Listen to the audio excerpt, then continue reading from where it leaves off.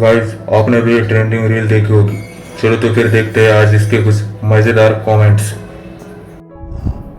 तरी म्हटलं गाडी का लेट झाली आहे. डान्स आवरून लवकर या सर, मी पुढच्या गावात थांबलोय वाट बघत.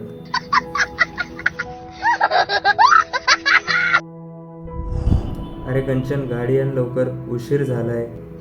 रुको जरा, सबर करो. अब की बारी पीएसटी कर्मचारी. भाई मजा आया.